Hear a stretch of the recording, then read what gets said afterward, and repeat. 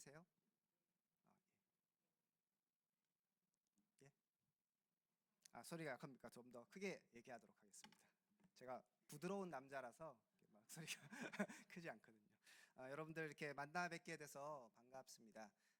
오늘 오후 예배가 조금 피곤할 수 있는 시간이잖아요. 그렇지만 주의 말씀으로 새롭게 되고 또 하나님의 은혜를 경험할 수 있는 귀한 시간 되셨으면 좋겠습니다. 특별하게 오늘의 말씀의 주제라고 할까요? 쉼에 대해서 좀 얘기해 보려고 합니다. 여러분들이 교회를 섬기기도 하고 또 뭐 꼭 교회 일 아니더라도 여러 가지 많은 일들 가운데서 애쓰고 힘쓰고 많은 수고를 합니다. 특히 한국 사람들은 누구보다도 어느 민족보다도 열심히 있는 열정이 있는 민족이잖아요. 그래서 아침 새벽부터 일어나서 밤늦게까지 일하고 열심히 살아가는 많은 사람들에게 항상 뭔가 떠오르는 어떤 단어, 내가 잘 취하지 못하지만 내가 잘 누리지 못하지만 좀 뭔가 하나 하고 싶다 이런 마음이 있다면 쉼이라고 생각합니다. 저도 뭐 학교 사역을 하고 또 주일날은 또 교회에서 한 부서를 제가 맡고 있거든요. 협동 목사이지만 한 부서를 또 섬기고 있고 하다 보니까 거의 뭐 일주일 내내 여러 가지 일들을 하고 있습니다. 그러다 보면 좀 지칠 때가 있거든요. 그러면 한 번씩 이런 생각합니다. 어디 시골에 가서 이렇게 조용히 좀 있고 싶다 뭐 이런 생각을 사실 하기도 합니다. 젊어 보이지만 그래도 나이가 좀 있거든요. 그래서 그런 생각을 하다 보면 우리 집사람한테 얘기하면 정신 차리라고 그런 게 아니라고 얘기는 하지만 이렇게 바쁘게 돌아가는 일상 속에서 쉼을 얻고 싶은 마음이 들 때가 많습니다. 오늘 성경은 예수님께서 그런 자들을 향하여서 말씀하고 계시는 것이죠. 수고하고 무거운 짐진 자들아 다 내게로 오라. 그럼 어떻게 하시겠다고요? 내가 너희를 쉬게 하리라 이렇게 말씀하셨습니다. 특별하게 이런 쉼이라는 건 그 당시 사람들에게는 더 중요하고 어떻게 보면 갈급한 문제였을 것 같습니다. 제가 뭐 이렇게 그냥 요즘 바빠서 좀 쉬고 싶다 이 정도로 얘기하지만 그 당시 이 예수님께서 이 말씀을 하실 때의 이스라엘 백성들의 삶을 한번 떠올려 본다면 이들은 정말 곤고하고 곤핍하고 고통스러운 인생을 그런 나날들을 지내고 있었습니다. 잘 아시는 것처럼 정치적으로 어떠한 상황이 있었죠? 로마의 지배 가운데 있었습니다. 우리가 얘기를 듣기로 일제 36년의 그 시간들이 굉장히 어려운 시기였다는 것을 많은 것들을 통해서 듣고 있죠.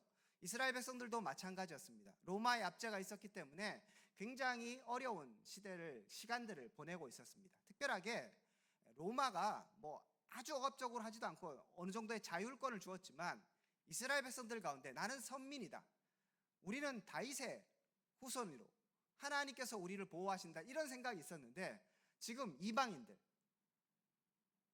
지옥에서 불 쏘시게 정도로밖에 생각 안 되는 이방인들이 자신들을 지배하고 있는 것, 이거 자체가 이스라엘 백성들에게 용납이 안 되는 거였습니다.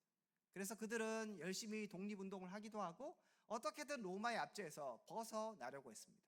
이 정치적 불안함, 정치적으로 이런 어려운 상황들이 이스라엘 백성들 가운데 어두움의 그런 문제들, 꽉 분위기들을 자아냈다고 볼 수 있습니다. 근데 정치적으로 어려우면 따라오는 게 뭐겠습니까? 경제적으로도 굉장히 어렵겠죠.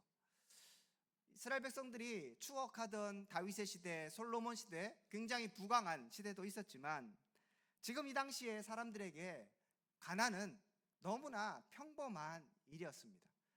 하루 세 끼 먹는 거 쉽지 않았습니다.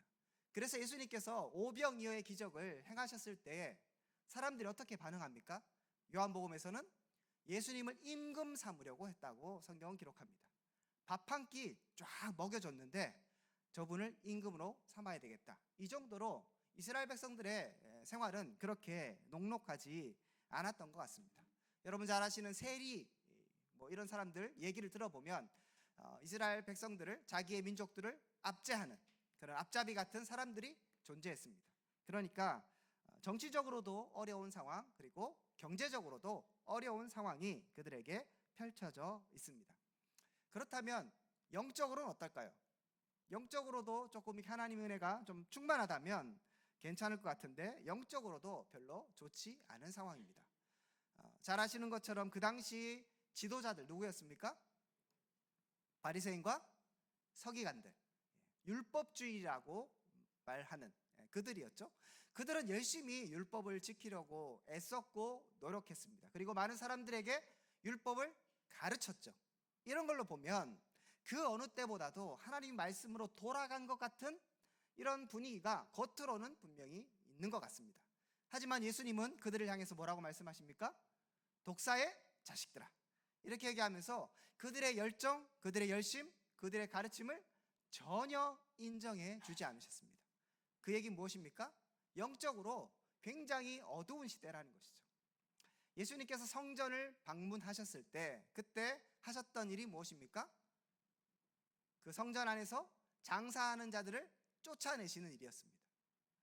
말씀을 가르치고 뭐 이런 거 차원이 아니라 아예 성전이 강도의 소굴처럼 장사하는 사람들로, 이득을 추구하는 사람들로 가득 찼기 때문에 예수님은 그들을 쫓아내셔야 했던 것이죠. 그만큼 그 당시의 상황은 영적으로도 분명히 어려운 상황이었습니다. 정치적으로 어려운 상황, 경제적으로도 어려운 상황, 영적으로도 더더욱 어려운 상황입니다. 자, 그들을 향해서 예수님께서 지금 얘기하고 계시는 거예요. 수고하고 무거운 짐진 자들아, 다 누구예요라고요? 내게로 와라. 그러면 어떻게 된다고요? 내가 너희를 쉬게 하겠다 말씀하시는 것입니다. 정말 힘들어 지쳐 있는 자들, 정말 어려움에 있는 자들, 그들을 향해서 예수님께서 도전하고 계시는 것이죠. 저는 이 말씀 가운데 특별하게 예수님의 자신감을 봅니다. 저도 목사로서 한 번씩 어려움을 당한 성도들의 이야기를 듣거나 상담을 듣습니다. 또 대학 교수로서, 또 신학 교수로서 전도사님들이 와서 상담하는 얘기들이 있거든요. 그런 얘기를 들었을 때 여러 가지 것 가운데 하나가 무력감입니다. 제가 뭘 해줄 수 있는 게 없어요. 요즘에는 정신적으로 이렇게 어려운 사람들이 너무 많아요. 우울증에 시달리고 그 다음에 여러 가지 어려움들에 시달릴 때 제가 뭐 이렇게 그럼 내가 기도 한번 해줄게 하면서 손잡고 기도하면 그 사람이 딱 나으면 좋을 것 같은데, 돈이 좀 없다 하면 내가 장학금 줄게 이렇게 하면 좋을 것 같은데 답이 없는 거예요. 어려운 사람들 있죠. 여기서도 지금 뭐 얼굴을 쭉 보니까 별로 안 어려우신 것 같긴 한데, 여러분들 중에서 혹시 어려운 분들 계시면 제가 다 오십시오, 예배 끝마치면 저한테 오십시오, 제가 다 해결해 드리겠습니다, 이렇게 얘기한다면 여러분 어떻게 하시겠습니까? 아마 집에 다 가실 거예요. 그죠? 서로 못 믿는 거죠. 근데 예수님이 그렇게 얘기하시는 거죠. 자기 너무 힘들어 죽겠는 사람들에게 수고하고 무거운 짐진 자들아, 다 내게로 와라. 너무 무거운 짐은 네가 알아서 하고 조금 가벼운 짐만 온다든지 아니면 선착순 100명 이렇게 해서 오라고 한다든지, 그게 아니라 예수님께서 말씀하시는 것이죠. 수고하고 무거운 짐진 자들은, 어려운 자들은, 힘든 자들은, 고통이 있는 자들은 다 내게로 와라. 그러면 내가 너희를 쉬게 해 주겠다고 약속하시는 것입니다. 오늘 그 주님이 바로 우리의 주님이심을 믿으시기를 축복합니다. 바로 우리의 주님입니다. 과거 2000년 전에 예수님으로 끝난 것이 아니라 오늘도 우리에게 살아서 역사하시는 말씀인 것이죠. 여러분 가운데 수고하고 무거운 짐진 자들이 있습니까? 다른 곳으로 갈 것이 아닙니다. 주님께로 가셔야 합니다. 다 내게로 오라고 말씀하셨거든요. 목사님한테 간다고 해결되는 게 아닙니다. 그죠? 엄마 아빠한테 간다고 해결되는 게 아닙니다. 저기 뭐 쉴인가요? 아니면 뭐 이렇게 빅스빅 한 번씩 대답할 때가 있고 GPT 얘기할 때도 있잖아요. 그렇게 뭐 AI, 인공지능 이런 게 많이 있을지라도 거기에 간다고 해결되는 게 아닌 것이죠. 요즘에 젊은 사람들 그 챗GPT하고 대화하면서 상담 많이 한다 그러더라고요. 그럼 진짜 잘 이렇게 상담을 해준대요. 그러면 마음도 좀 시원해지는 것 같고 뭐 이런 시대에 와 있습니다. 하지만 진정한 쉼을 우리에게 주시는 분은 누구입니까? 예수 그리스도입니다. 이 진리의 복음을 믿고 주님 앞에 나가시기를 축복합니다. 자, 근데 문제가 있습니다. 문제가 쉼 너무 좋은 얘기잖아요. 주님께서 우리의 짐 다 해결해 주시겠다, 우리의 문제 다 해결해 주시겠다고 말씀하시니 기쁘긴 한데 그 방법이 무엇인가? 그 방법이 무엇인가? 오늘 본문을 통해서 확인한다면 좀 우리의 생각과는 다른 것 같습니다. 지금 이제 이번 주에 우리 대신대학교에서는 중간고사 기한이었거든요. 중간고사 하면 이제 시험이죠. 학생들에게 시험은 부담입니다. 수고하고 큰 무거운 짐을 지고 있는 시간이죠. 자, 만약에 그런 학생들에게 제가 쉼을 준다고 생각하면 어떻게 하는 것이 쉼을 주는 방법이겠습니까? 시험 없어요, 이렇게 하는 게 쉼을 주는 거겠죠. 공부 안 해도 됩니다, 이게 쉬는 거겠죠. 여러분 직장 다니시는 분들, 쉬고 싶다 그러면 어떻게 하는 게 쉬는 겁니까? 내일 출근? 그래도 하시겠습니까? 역시 출근 안 하는 게 가장 쉬는 거겠죠. 생각만 해도 너무 기분 좋지 않습니까? 저도 내일 또 수업 계속 해야 되는데, 오늘 내일 휴강이다 하면 쉬는 것이겠죠. 직장 안 가는 것이 쉬는 겁니다. 혹시 뭐 고3 학생들 있습니까? 그런 사람들에게 쉼은 무엇입니까? 수능 시험 없다, 이런 게 쉼일 수 있는 것이죠. 우리가 상상하기에 쉼이라는 건 말 그대로 내가 하던 일들을 내려놓는 것, 더 이상 일하지 않는 것, 정말 내가 고민하고 애쓰는 그 문제를 주님께서 그대로 갖고 가시는 것, 이런 것이 우리에게 쉼을 줄 수 있다고 생각하는 것이죠. 그런데 오늘 성경에 보니까 그런 이미지가 아닙니다. 29절에 보니까 예수님께서 다 내게로 오라고 얘기했어요. 자, 그 다음에 주님께 가면 어떻게 되는 것입니까? 나는 마음이 온유하고 겸손하니 뭐하라고요? 나의 멍에를 메고 내게 배우라. 그리하면 너희 마음이 쉼을 얻으리니 라고 얘기합니다. 무거운 짐을 내려놓고 싶고 이 짐이 없어지면 좋겠고 내가 수고하는 일이 좀 그쳤으면 좋겠는 것이 사실 우리의 마음이죠. 그런데 주님께 나가면 주님께서 하시는 일은 뭐냐면 나의 멍에를 매라는 거예요. 내게 배우라는 거예요. 쉬러 왔는데 중간고사 때문에 너무 힘든데 교수님 기말고사 너무 중간고사 때 너무 힘들었으니까 기말고사는 좀 줄여주세요. 기말고사는 좀 없게 해주세요. 이렇게 얘기했을 때 교수님, 제가 기말고사는 더 어렵게, 더 힘들게, 더 고통스럽게 해주겠습니다, 이렇게 해서 쉼을 준다면 말이 되겠습니까? 예수님은 지금 다 내게로 와서 쉬라는 것이 멍에를 매라고 말씀하십니다. 여러분 멍에 뭔지 아시죠? 멍에라는 거 여러분 사진 같은 거 보셨을 텐데 뭐 소나 나귀에게 짐을 지우기 위해서 어깨에 설치하는 나무 장치입니다. 그죠? 그래서 이 나무 장치를 통하여서 어깨에 매는 그 멍에를 통하여서 나귀나 소가 일을 할 수 있도록, 일을 잘할 수 있도록, 더 많은 짐을 질 수 있도록 지워주는 것입니다. 주님께서 나의 멍에를 메고 얘기했죠. 그러면 뭘 전제합니까? 일을 전제하는 거예요. 내게 와. 그 다음에 이제 쉬는 방법은 내가 지워주는 멍에를 매는 거야. 이제부터 나하고 일을 하자라고 말씀하시는 겁니다. 이 멍에를 맨다는 건 두 가지 의미가 있습니다. 여러분 많이 들으셨겠지만 보통 멍에는 이제 두 마리 뭐 소나 나귀가 이렇게 같이 지거든요. 하나는 경험 많고 어른, 어미소, 그 다음에 이제 경험 없는 어린 소, 이 두 마리 소가 같이 멍에를 매는 이제 그런 이미지가 일단 가장 기본적인 이미지입니다. 그런데 아까 말씀드렸던 것처럼 그 당시 꼭 뭐 소 두 마리 없을 수도 있거든요. 소 한 마리도 있을 수 있잖아요. 그러니까 꼭 무조건 소 두 마리가 혹은 나귀 두 마리가 이렇게 경험 많은 소가 뭐 경험 없는 소하고 같이 멍에를 매는 그런 이미지는 꼭 여기에 해당되는 것은 아닙니다. 그럴 수도 있고 그냥 혼자 질 수도 있는 거예요. 그래서 이 멍에를 진다는 건 두 가지 의미로 해석이 가능합니다. 아까 말씀드렸던 두 마리 소가 같이 진다면 내 멍에를 매라는 건 나하고 같이 멍에를 매고 나의 일에 동참하라는 것이고요.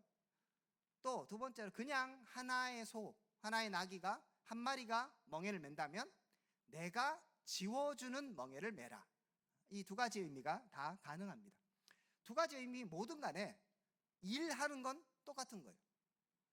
여러분들 같이 뭐 멍에를 맨다고 해서 예수님께서 멍에를 같이 메어준다고 해서 나는 아무 일도 안 해도 되는가? 그런 게 아니라는 것이죠.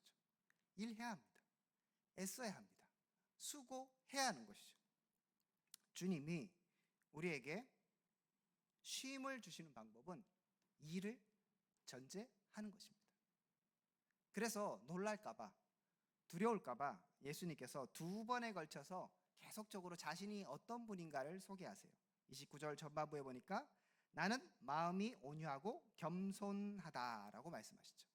또 30절에 보면 내 멍에는 쉽고 내 짐은 가볍다라고 말씀하십니다. 쉽고 가볍고 나는 마음이 온유하고 겸손하다. 그러니까 두려워하지 마. 그렇지만 멍에는 매야 돼. 그렇지만 일은 해야 해. 나와 함께 혹은 내가 지어주는 일을 할 때 그때 쉼을 얻는다고 말씀하고 계십니다.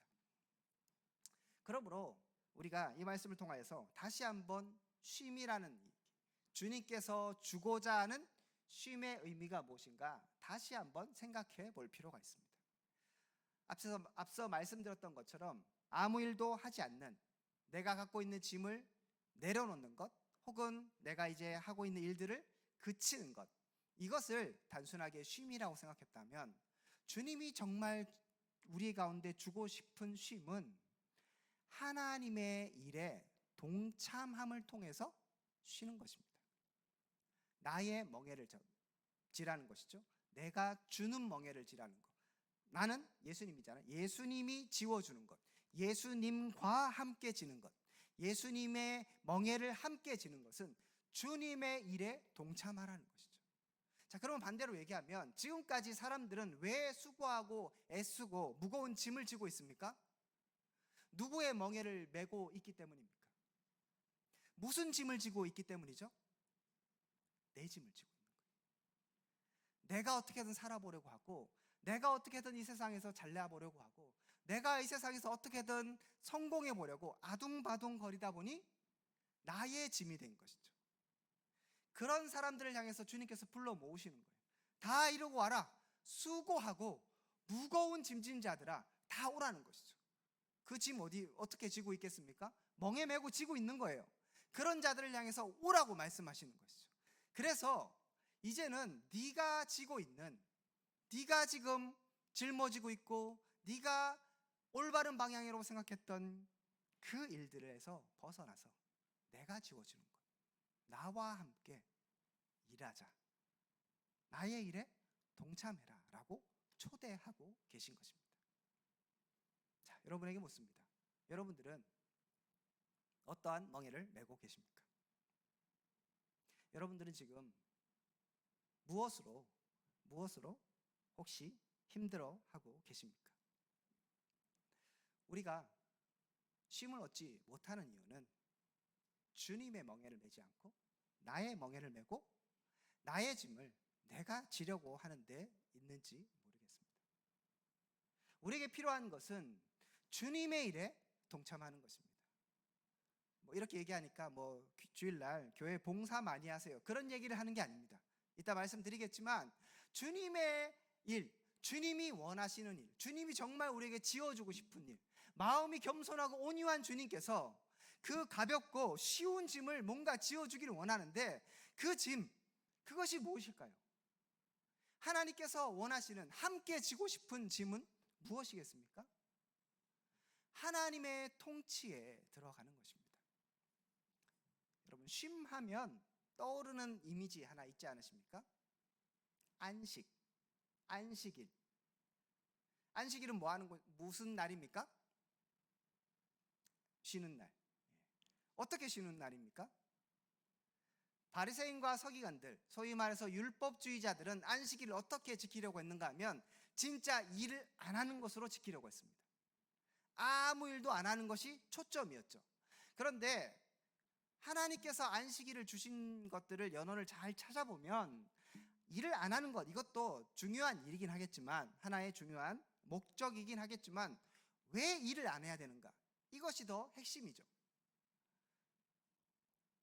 하나님께서 출애굽한 이스라엘 백성들에게 안식일을 가르치시면서 너희들이 이제 만나 매출하기 그때 일입니다. 출애굽하고 나서 내가 엿새 동안 일하고 7일째 되는 날은 쉬었으니까 너희도 그 안식일을 따라서 7일째는 일하지 말아라. 내가 만나를 주는데 6일째 되는 날은 2배를 거두게 할 것이다. 2배를 거두어라. 평소에는 2배 거두면 남기면 썩었어요. 그런데 6째 날 만나를 먹으면 어떻게 됩니까? 만나를 그 2배를 거두면 썩지 않고 다음 날도 그대로 먹을 수 있는 기적을 하나님께서 체험하게 하십니다. 무슨 얘기입니까? 하나님의 통치에 들어가라는 거예요. 내가 너희들을 먹이는 하나님이니까 6째 날에는 2배 거둬. 그렇게 해서 하나님께서 이것이 썩지 않고 보존할 수 있도록 해주시는지 안 해주시는지 확인해 보라고 하시는 것이죠. 인간은 일을 해야 먹고 사는 존재입니다. 그렇지만 예수님께서 말씀하셨죠. 사람이 떡으로만 살 것이 아니요 무엇으로 산다고요? 말씀으로 산다고 말씀하십니다. 그럼 성경책 열심히 읽으면 그냥 살 수 있는 겁니까? 그게 아니라 하나님의 말씀에 순종하고 하나님의 통치에 들어갈 때 그때 우리가 삶을 영위할 수 있다는 말씀인 것이죠. 이 안식일은 안식년으로 확장됩니다. 더 지키기 어렵습니다. 안식년을 지키려면 6년째 되는 해 하나님께서 3배를 주십니다. 왜 3배를 주십니까? 소출을 3배를 주시는 거예요. 6년째 되고 7년째 되는 해는 쉬어야 되죠. 그 다음에 8년째 되는 해 씨를 뿌려야 되겠죠. 그렇지만 8년째 되는 해에 소출을 얻을 수 있습니까? 없습니까? 못 얻죠.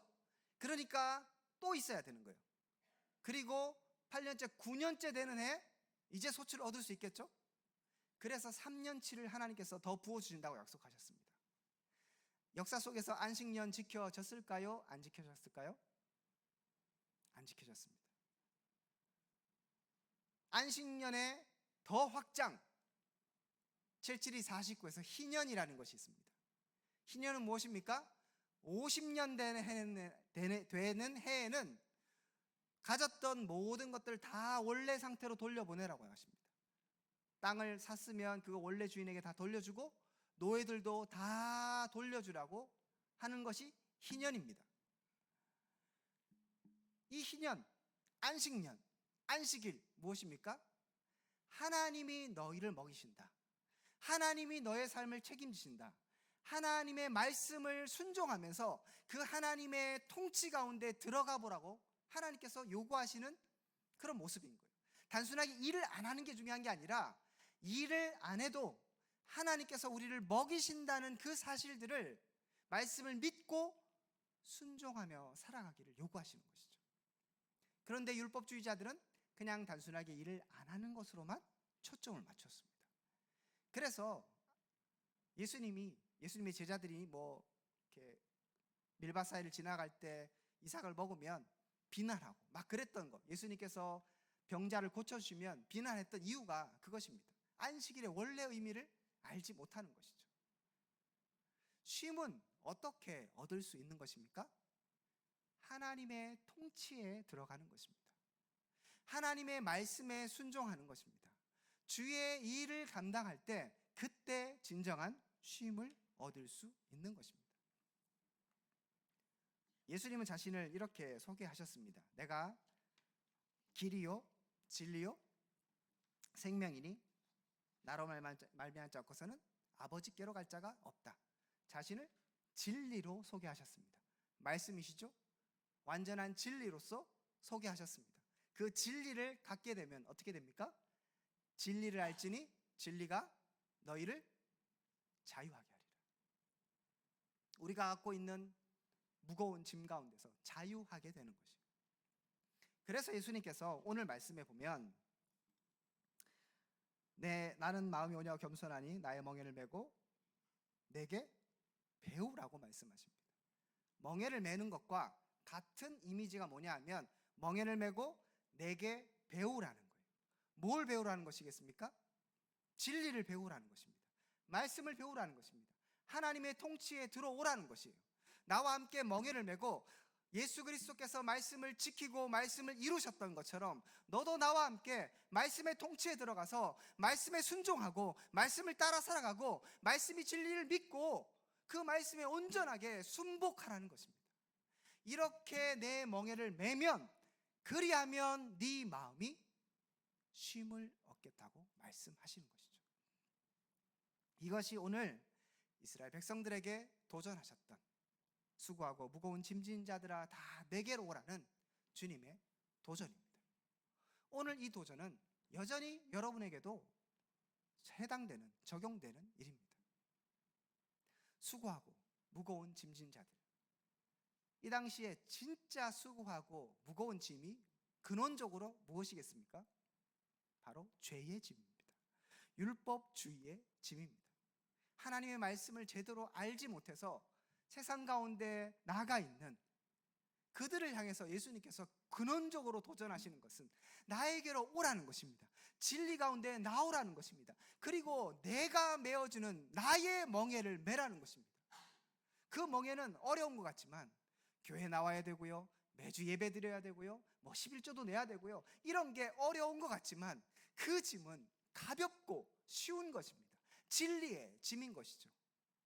그리고 우리 그냥 버려두시는 것이 아니라 주님이 그 짐을 함께 해주시면서 주님께서 율법을 이루셨던 것처럼 그 율법의 의를 우리에게 전가해 주시는 것입니다.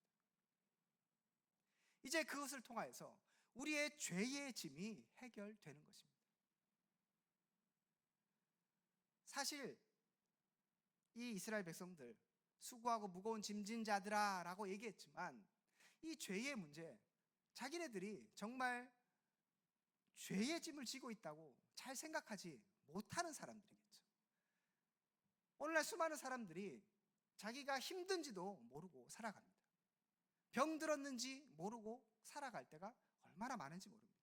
우리도 마찬가지일 수 있는 것이죠. 주님은 우리 가운데 진정한 자유와 쉼과 해방을 주시기를 원하십니다. 그것은 진리를 통해서 얻어지는 것입니다. 그것은 주님의 멍에를 맬 때 얻어지는 것입니다. 저와 여러분들이 이 멍에를 맬 수 있기를 축복합니다. 믿음이 필요합니다. 믿음이 필요합니다. 주님, 제가 지겠습니다. 주님이 원하시는 그 말씀의 짐을 지겠습니다. 주님, 제가 주님이 요구하시는 그 십자가의 길을 가겠습니다. 주님의 말씀에 순종하며 하나님의 뜻에 순복하여서 살아가겠습니다라는 이런 마음이 있을 때 우리는 온전한 쉼을 얻게 되는 것입니다. 특별하게 주님께 배우십시오. 무엇을 배웁니까? 그냥 성경 말씀 딸딸딸 외우는 것으로 되는 것이 아닙니다. 그 통치에 들어가는 것입니다. 이 주일이 얼마나 복된 날인가, 이런 말씀을 배울 수 있기 때문에 복된 날인 거예요. 진리가 선포되기 때문에 복된 날입니다. 세상에 많은 사람들이 유튜브 보십시오. 얼마나 재밌는 얘기, 정말 유익이 될 것 같은 이야기, 그 말대로 하면 돈도 벌 것 같고, 그 말대로 하면 우리 자녀들 잘 길러낼 수 있을 것 같고, 그 말대로 하면 내 문제 잘 해결할 것 같지만 우리가 기울여야 할 것은 그런 유튜브에 일상 잡기계 같은 쓸데없는 이야기가 아니라 성경 말씀, 진리의 말씀을 통하여서 주님의 말씀을 배우는 것입니다. 이 주일의 시간이 어떤 시간이 되어야 합니까? 이 진리의 말씀이 충만한 시간이 되어야 합니다. 이 오후의 예배 시간에 피곤하고 있을 수 있죠. 어려운 시간일 수 있습니다. 하지만 이 시간은 우리에게 가장 복된 시간이 될 수 있는 것이죠. 어떻게 해요? 진리를 배움을 통해서요. 내게 배우라. 그리하면 쉼을 얻게 될 것이다. 네 마음이 쉼을 얻게 될 것이라고 주님은 약속하고 계십니다. 그 약속 믿으십니까? 예. 반대로 요즘 힘드십니까? 혹시 교회에서 봉사하는 일들이 있으면 내가 다시는 안 한다, 올해까지만 하고 이제 이거 안 하겠다, 저거 안 하겠다, 이제 이런 건 좀 그만하고 이런 생각이 드십니까? 예, 그런 생각이 들 수 있는 것 자체가 나쁜 건 아닐 수 있습니다. 그런데 한번 점검해 보십시오. 정말 내가 왜 그런 마음이 들까? 혹시 하나님의 말씀을 배우기 그치지 않았는가? 하나님의 말씀에 집중하기를 그치고 주의 멍에를 매는 것에 그치고 나의 멍에를 매려고 했고, 이 교회 일도 내가 억지로 하려고 했고 나의 아집과 나의 고집으로 나의 지혜로 하려고 했다면 이제 그 모든 것들을 내려놓으시기를 축복합니다. 이제 주의 말씀을 배워야 합니다. 이것은 우리가 살 수 있는 어찌 보면 유일한 길입니다.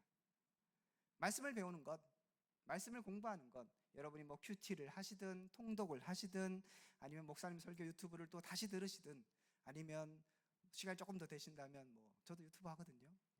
구독, 좋아요를 누르시면서 제 유튜브를 보시든 수많은 많은 말씀들이 도처에 깔려 있습니다. 그 말씀들에 나가십시오. 요즘에 좋은 그런 말씀을 가르치는 그런 영상들이 참 많아요. 조금만 수고하면 목사님께 안내를 받으시면 좋은 그런 것들을 받을 수 있습니다. 여러분 수고하십시오. 여러분 멍에를 매십시오. 정말 하나님이 나를 향해서 무엇을 원하시는가에 대해서 고민하십시오. 하나님이 여러분에게 도대체 지금 어떤 멍에를 지어주고 싶으신지, 주님의 뜻은 무엇인가 고민하시는 여러분들 되시기를 바랍니다. 저도 이 말씀을 준비하면서 학교일 바쁘거든요. 저도 참 고단한 삶을 살아가지만 늘 점검합니다. 내가 혹시 이렇게 힘든 것이 육체적으로야 피곤할 수 있죠. 그런 건 그냥 조금 더 늦잠 자면 해결되는 것입니다. 하지만 내 마음이 혹시 공고해진다면 내가 말씀의 은혜가 떨어진 것은 아닌가, 내가 하나님의 뜻을 제대로 이해하지 못하고 내 마음대로 내 멋대로 나의 의견을 따라 쫓아서 혹시 내가 그 일들을 하고 있지 않았는가 계속 점검하는 것이죠. 시작은 주님의 멍에라고 시작했지만 시간이 지나면 지날수록 나의 멍에가 되고 나의 일이 되고 나의 뜻이 되는 일들이 얼마나 많습니까? 그러므로 다시 주님께 나아가야 하는 것입니다. 그렇게 주님의 말씀에 귀 기울이며 주의 뜻에 순종할 때 우리는 진정한 쉼을 얻게 될 것입니다. 그리고 더 나아가서 이 교회가 그 세상 사람들에게 쉼을 줄 수 있는 공동체 되기를 원합니다. 어떻게 쉬게 할까요? 세상에 많은 사람들 정말 수고하고 무거운 짐이 있습니다. 그들을 어떻게 쉬게 할까요? 한 5만 원씩 돈 주면서 쉬게 할까요? 연약한 자들 상담해주고 이야기 들어주는 것으로 쉬게 할까요? 예, 그것도 방법입니다. 하지만 교회가 줄 수 있는 쉼은 무엇입니까? 진리의 말씀을 가르치는 것이죠. 잘 모르는 사람들이 이 교회에 나와서 예배를 드릴 때 주의 말씀을 듣고 이것이 진리구나, 이렇게 살아가는 것이 진정한 삶이구나를 깨닫게 된다면 그때 영혼의 쉼을 얻게 되는 거 아니겠습니까? 여러분들이 먼저 쉼을 얻고 그리고 그 쉼을 여러분의 주변에게 흘려보낼 수 있기를 축복합니다. 주님이 예수 그리스도께서 그 일들을 우리 가운데 감당시켜 주셨습니다. 이런 말씀을 들을 때 혹시라도 그럼 또 뭘 해야 되나, 힘들다, 어떻게 해야 되지? 다시 한번 말씀을 읽어드립니다. 나는 마음이 온유하고 겸손하니. 믿으십니까? 진짜라니까요. 주님은 마음이 온유하고 겸손하십니다. 우리 힘들게 하시려는 분이 아닌 것이죠. 내 멍에는 쉽고 내 짐은 가벼움이라. 믿으십니까? 그렇다면 이제 진리 가운데 나오십시오. 그래서 나의 멍에, 주님의 멍에를 메고 주님께 배움을 통해서 쉼과 안식과 평안을 누리는 저와 여러분 될 수 있기를 주님의 이름으로 축복드립니다. 아멘. 우리 같이